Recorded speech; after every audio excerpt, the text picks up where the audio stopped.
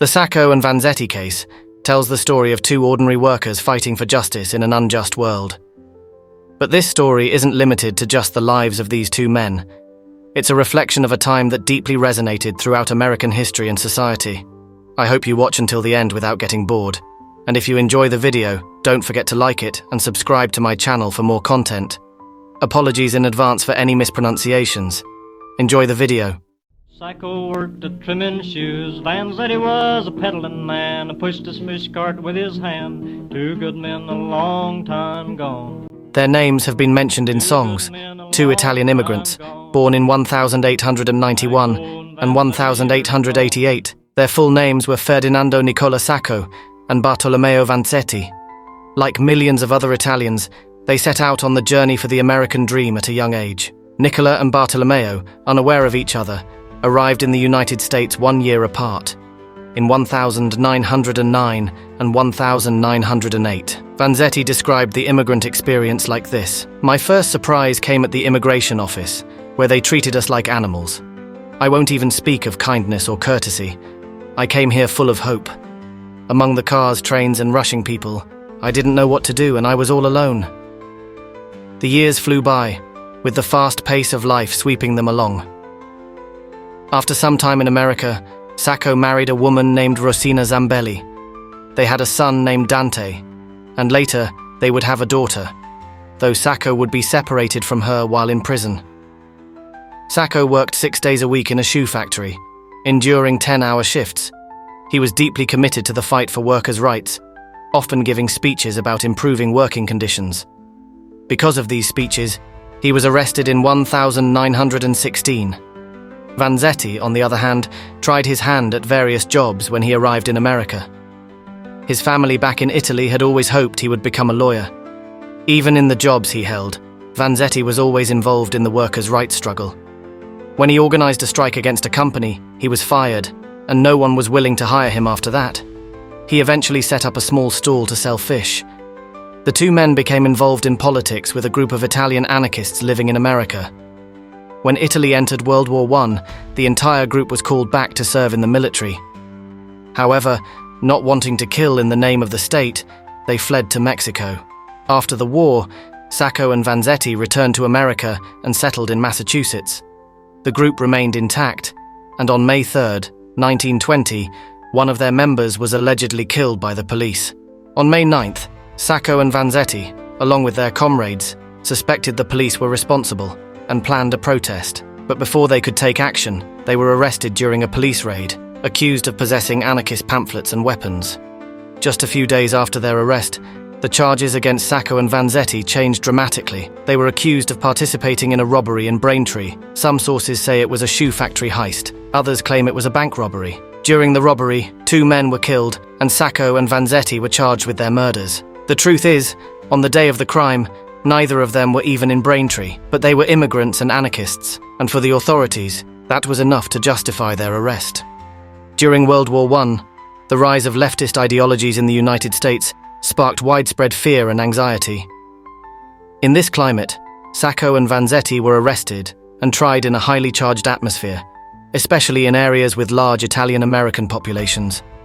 Nationalism and anti-communist sentiments were running high, and the 2 men found themselves at the center of it all. Their trial, which dragged on for 7 years, is remembered as a process in which even the most basic principles of justice were blatantly violated. The judge presiding over the trial, Webster Thayer, didn't mince words, openly referring to Sacco and Vanzetti as 2 damn anarchists. Meanwhile, the testimony of Celestino Medeiros, a Costa Rican immigrant who had been arrested and claimed that Sacco and Vanzetti were not involved in the murders, was dismissed. The trial was seen as deeply unjust, with many believing that Judge Thayer, along with other local and national leaders of the time, used the case as a platform for their anti-immigrant agenda. Sacco and Vanzetti's trial took place during the early years of America's Red Scare, a time when the hunt for communists was beginning to sweep the nation. The trial of Sacco and Vanzetti coincided with a wave of deportations of communist and anarchist immigrants, led by Attorney General Palmer. Many believed that Sacco and Vanzetti were being used as an example, a warning to others. However, countless people were convinced that the trial had been far from fair, and that the 2 men were innocent. This belief spread worldwide, sparking protests in many countries, with people rallying against what they saw as a gross miscarriage of justice. In the state of Boston, a massive protest lasted for 10 days. At the same time, the Italian government, through Benito Mussolini, sent a letter to the US Embassy in Boston, demanding the release of its 2 citizens. A number of prominent intellectuals, including Albert Einstein, Marie Curie, and Bertrand Russell, launched an international campaign calling for a fair trial for Sacco and Vanzetti. But American justice, as always, was determined to follow its own course. Despite all efforts, on the night of August 23rd, 1927 at around midnight, Nicola Sacco and Bartolomeo Vanzetti were executed by electric chair 7 years after the trial began, and just 7 minutes apart. Upon hearing the news, protests erupted in cities like London, Paris, and Berlin, as well as many other countries. According to legend, when Sacco entered the execution chamber, he said in broken English, "Goodbye, wife, my children, and all my friends." He then looked around the room as if seeing it for the first time and greeted the gathered witnesses with, "Good evening, gentlemen." As the execution hood was placed over his head, his final words, whispered in Italian, were, "Ciao, mamma," goodbye, mother.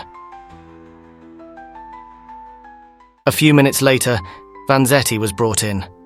Calm and composed, he began to speak as they strapped him to the electric chair.